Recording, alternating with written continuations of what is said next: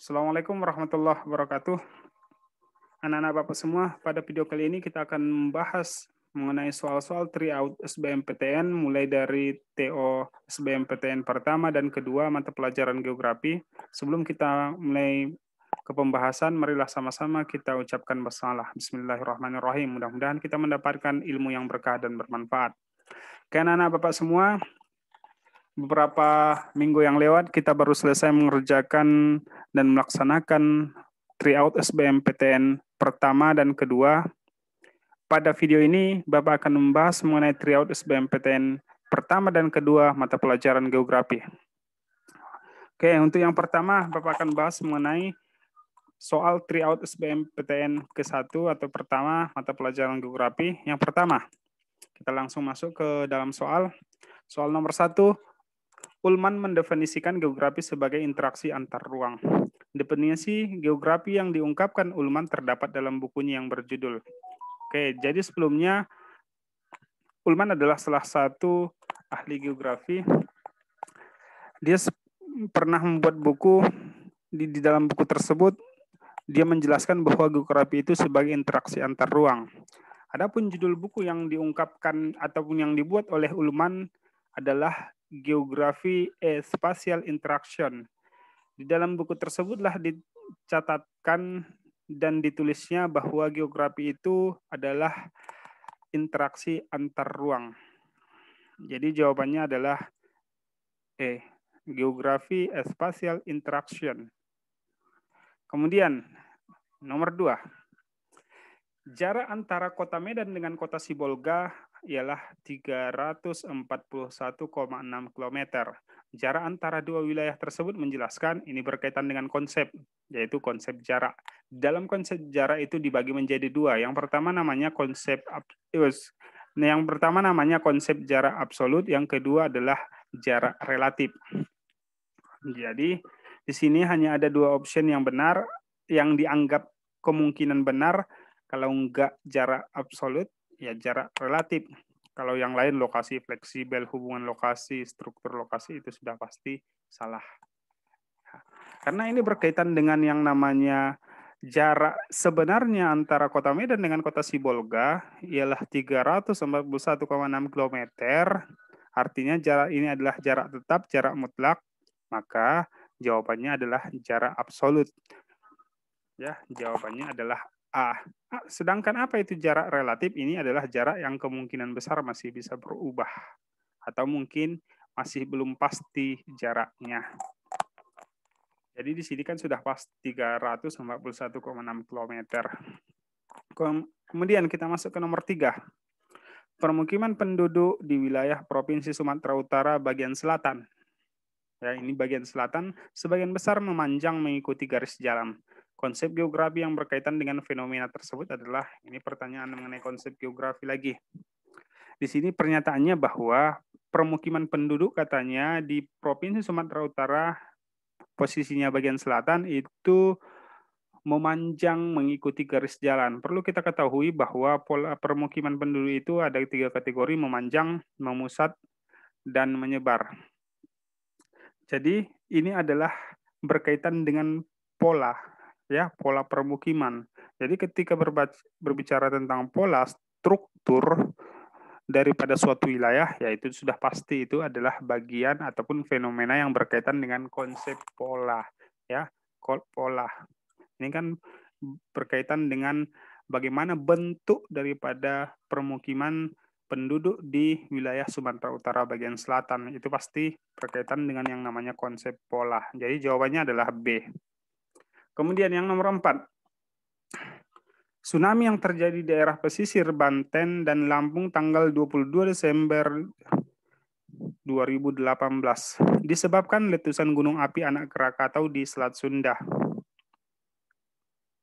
Akibatnya, beberapa permukiman penduduk seperti rumah, penginapan, warung, hotel, dan lain-lain rusak akibat terjangan gelombang air laut, bahkan memakan korban jiwa. Sedikitnya 426 orang meninggal dunia, 7.202 terluka, dan 23 orang hilang akibat peristiwa ini. Kajian geografi ini mengungkapkan prinsip. Oke, perhatikan yang nomor 4 ini.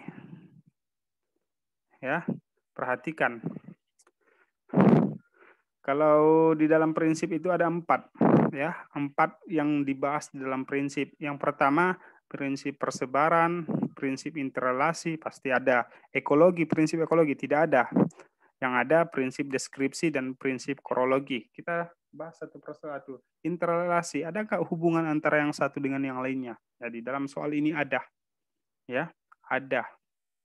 Kemudian persebarannya ada enggak? Ada di daerah Banten dan Lampung. Itulah persebarannya yang terjadi. Ya, dan persebarannya itu penyebabnya itu tidak merata antara satu dengan yang lainnya. Kemudian kita lihat lagi, ada enggak deskripsi penjelasan? Ada enggak? Ya jelas, dijelaskannya di sini ada 426 orang meninggal dunia, 7.202 terluka, 23 orang hilang. Jadi ada 3 prinsip yang dijelaskan di dalam nomor 4 ini. Ya, ketika lengkap 3 prinsipnya, maka itu disebut dengan prinsip korologi. Prinsip korologi adalah gabungan daripada prinsip persebaran, interrelasi, dan deskripsi. Jadi gabungan dari yang ketiga-tiga ini disebut dengan prinsip korologi. Jadi jawabannya adalah E. Kemudian yang nomor 5. Saya perhatikan lagi yang nomor 5. Cara menganalisis suatu peristiwa geosfer yang berada di suatu daerah dengan menggunakan konsep ekosistem disebut dengan pendekatan. Oke, pendekatan itu ada 3. 1, keruangan atau sering disebut dengan yang namanya spatial approach. Kemudian ada ekologi, ya. Kemudian ada yang namanya kompleks wilayah. Oke, ada spatial approach, ada ecological approach, ada region complex, ya, approach. Jadi apa jawabannya? Ketika berbicara mengenai ekosistem, itu adalah ekologi atau lingkungan. Keruangan dengan spatial approach sudah benar. Ini sama, ya. Ini sama. Keruangan dengan spatial approach ini sama. Kompleks wilayah ini tidak berkaitan dengan ekosistem, ya. Kemudian statistik itu tidak ada, ya, tidak ada dalam pendekatan. Yang ada yang ini, keruangan atau spatial approach, kompleks wilayah, dan ekologi. Karena ini berkaitan dengan yang namanya menggunakan konsep ekosistem. Ketika berbicara tentang konsep ekosistem itu adalah pendekatan analisis ekologi. Kemudian yang nomor 6, kita lanjutkan lagi, fenomena geosfer. Oke, ini adalah fenomenanya 1 sampai 5. Kemudian soalnya fenomena geosfer yang termasuk aspek geografi fisik adalah nomor. Yang ditanyakannya di sini adalah aspek fisik. Erupsi Gunung Sinabung, fisik atau sosial? Jawabannya fisik. Turunnya permukaan air Danau Toba, fisik atau sosial? Ya jelas fisik. Mobilitas penduduk, ya ini berkaitan dengan sosial atau manusia.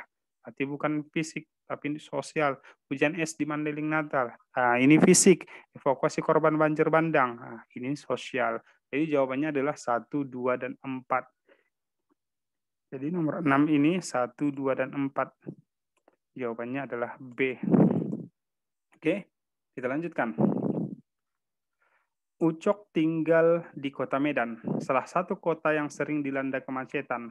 Ucok menggunakan aplikasi HP untuk mengetahui titik, wilayah, dan jalan yang biasanya rawan macet. Prinsip geografi yang berkaitan dengan fenomena tersebut adalah apa? Dia menggunakan handphone untuk mengetahui titik, wilayah, jalan yang biasanya rawan macet. Artinya apa? Ada daerah yang memang sering macet, ada daerah yang memang lancar, jarang sekali terjadinya macet.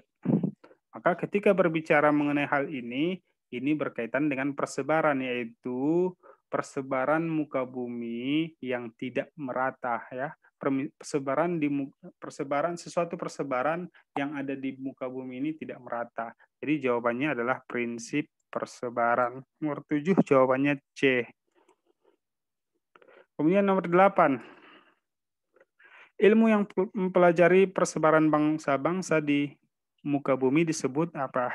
Ilmu yang mempelajari bangsa-bangsa kemudian ilmu yang mempelajari tentang manusia berkaitan dengan persebaran bangsa-bangsa, ilmu yang mempelajari tentang eh, budaya bijun bisa, itu adalah antropogeografi. Jadi jawabannya adalah E. Oke, nomor 9. Pendekatan yang dikaji dalam objek formal, objek itu ada dua, objek formal dengan objek material. Objek formal ada 3, objek material itulah dia lapisan-lapisan geosfer. Ada 3, ada prinsip ada pendekatan keruangan, pendekatan ekologi, pendekatan kompleks wilayah. Cuman di dalam option ini dibuatnya dalam bentuk bahasa Inggris. Kira-kira yang mana jawabannya? Ya, ada spatial approach, ada ecological approach, ada regional, complex approach. Jawabannya adalah D. Oke, itu dia jawaban untuk tryout SBMPTN pertama, mata pelajaran geografi. Sekarang kita lanjut ke soal tryout SBMPTN kedua, mata pelajaran geografi. Oke, kita bahas. Yang pertama, di bawah ini yang merupakan contoh peta tematik adalah peta tematik atau peta khusus. Ada 2 jenis peta. Yang pertama peta umum, yang kedua peta khusus atau peta tematik. Kalau dia peta tematik berarti ada tema yang ingin dilihat, ada sesuatu yang ingin dilihat di dalam wilayah tertentu. Peta Provinsi Kalimantan Selatan, itu peta umum. Kabupaten Mandailing Natal, itu peta umum. Peta kepadatan penduduk, ini dia. Yang ingin dilihat di sini adalah, ini dia. Yang ingin dilihat di sini adalah kepadatan penduduknya, ini dia. Yang ingin dilihat. Peta kepadatan penduduk. Yang ingin dilihat di sini adalah, yang khusus dilihat adalah kepadatan penduduknya di Kota Medan. Peta Kecamatan Namurambe, peta Timor Leste. Oke. Ini umum, kemudian yang D umum, yang E pun umum. Jadi jawabannya adalah C. Peta kepadatan penduduk Kota Medan. Kemudian kita lanjutkan yang nomor 2. Adanya hubungan timbal balik antara wilayah kota dan desa dalam bidang-bidang tertentu seperti industri, jasa, pertanian, dan lain-lain. Merupakan kajian prinsip. Apalagi ada hubungan antara yang satu dengan yang lain, hubungan timbal balik antara satu wilayah dengan wilayah yang lain, itu dijelaskan oleh prinsip. Prinsip itu ada 4, deskripsi, korologi, distribusi atau persebaran, interrelasi, kompromi nggak ada. Jadi yang D kompromi sudah pasti salah. Jadi ketika berbicara tentang hubungan timbal balik, maka jawabannya adalah interrelasi. Kemudian yang nomor 3, peta kadaster merupakan peta dengan jenis skala 1:100 sampai 1:500 dan menyajikan informasi yang sangat detail yang biasanya digunakan untuk apa? Jadi ini adalah peta yang sangat besar karena mempunyai skala 1:100 sampai 1:500. Ini adalah jenis peta yang paling besar, peta yang paling besar ditinjau dari jenis skalanya. Apa kira-kira yang biasa digunakan di dalam peta kadaster? Biasanya menyajikan informasi tentang kepemilikan tanah. Oke, jadi jawabannya adalah A. Kemudian nomor 4, judul peta wajib ditulis dengan huruf kapital, huruf besar, tegak, dan memiliki ukuran yang relatif lebih besar dari huruf yang lain yang terdapat pada peta. Karena jadi dalam lettering itu kita sudah belajar mengenai lettering. Salah satu di pembahasan dalam lettering itu adalah mengenai penulisan kata, penulisan huruf yang dibuat di dalam peta. Jadi aturannya itu kalau dia judul wajib pakai huruf kapital, tegak, dan harus mempunyai ukuran yang relatif besar. Kenapa dibuat seperti ini? Alasannya adalah apa? informasi tema utama. Dia menyajikan tema utamanya. Jadi kita yang pertama kita lihat itu di dalam sebuah peta adalah judulnya. Ada di situ gambaran muka bumi. Kita nggak akan tahu ini bentuk muka bumi yang mana kalau nggak ada tema apanya judulnya. Maka di dalam judul itu menyajikan informasi tema utama. Ya, kita tidak akan tahu kalau kita lihat judulnya. Kalau nggak kita lihat judulnya, kita nggak akan tahu ini peta umum atau peta khusus. Kita nggak akan tahu ini peta wilayah mana, daerah mana, negara apa, provinsi mana, kabupaten kota mana, desa mana. Kita nggak akan tahu kalau nggak ada judul. Jadi jawabannya adalah informasi. Ini adalah memuat informasi utama atau informasi tema utama. Kemudian nomor 5. Unsur-unsur peta topografi yang diletakkan di garis tepi vertikal. Ya, di garis tepi vertikal menghubungkan antara satu titik atau satu garis dengan garis tepi yang lainnya. Biasanya itu ada 2, vertikal dengan horizontal. Kalau dia vertikal berarti dari atas ke bawah. Itu garis lintang atau garis bujur. Cuma itu pilihannya, garis lintang atau garis bujur. Ya. Diletakkan di garis tepi vertikal. Ya, dia diletakkan maksudnya di sini sebenarnya, oke, pahami dulu soalnya unsur peta topografi diletakkan, oke, kita buat saja contohnya ya. Kita buat saja contohnya. Perhatikan.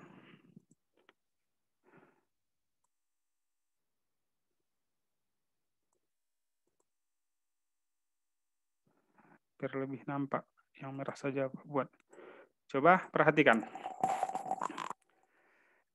Ini garis tepi, anggap saja ini garis tepi peta. Ya, posisi garis ini ada 2. Yang pertama vertikal, yang ini vertikal. Yang pertama vertikal, yang ini vertikal. Yang kedua horizontal, yang ini horizontal. Vertikal itu dari tegak, dia tegak atas bawah. Ini kan tegak atas bawah. Ini tegak atas bawah. Ini horizontal. Ketika garis tepi sebelah kanan dengan garis tepi sebelah kiri di dalam peta ada sebuah garis yang menghubungkan garis tepi sebelah kanan dengan garis tepi sebelah kiri, itu posisinya garis apa? Kan ada garis itu ada 2, garis lintang dengan garis bujur. Anggap saja kita buat contohnya lagi. Ini ada peta ini ada garis di dalam sebuah peta. Ini kan ada garis. Ini juga ada garis, nanti ada garis juga. Garis maksudnya ini ada 2 jenisnya, garis lintang dengan garis bujur. Ketika garis ini menghubungkan posisi garis tepi vertikal dengan vertikal yang lain, sebelah kanan dengan sebelah kiri, maka garis ini yang Bapak geser, garis ini adalah garis apa? Ini adalah garis, ini garis lintang. Contohnya adalah 0 derajat, garis khatulistiwa. Fungsinya adalah membedakan iklim antara satu wilayah dengan wilayah yang lainnya. Sedangkan garis yang ini, sedangkan garis yang satu lagi yang ini menghubungkan antara garis tepi horizontal yang di atas dengan yang di bawah, ini adalah disebut dengan yang namanya garis bujur. Oke, paham dengan soalnya? Ya. Unsur-unsur peta topografi yang diletakkan di garis tepi vertikal adalah tanda, ini kan diletakkan, ini dia. Ini yang diletakkan itu, sudutnya ini dengan sudutnya ini. Ya, menghubungkan antara satu garis tepi sebelah kanan dengan sebelah kiri ini. Maka itu disebut dengan garis lintang. Jadi jawabannya adalah A. Oke, kita lanjutkan. Ini kita hapus dulu. Nomor 6. Konsep esensial geografi yang digunakan dalam menjelaskan bentuk-bentuk muka bumi akibat proses alam dan tindakan manusia adalah apa? Ini menjelaskan, apabila ada menjelaskan tentang bentuk-bentuk muka bumi, nggak perlu diperhatikan lagi alam dan manusia ini. Itu jawabannya adalah konsep morfologi, menjelaskan tentang bentuk lahan, bentuk muka bumi. Itu adalah konsep morfologi. Nomor 7. Sungai-sungai yang berada di Kota Medan sudah tercemar akibat pembuangan sampah, limbah, rumah tangga, dan pabrik. Air sungai tidak jernih, kotor, dan sangat membahayakan kehidupan manusia. Pendekatan yang digunakan untuk mengkaji permasalahan tersebut adalah pendekatan, ini kan berkaitan antara manusia dengan lingkungan. Kenapa manusia dengan lingkungan? Yang membuang sampah ke sungai itu kan manusia.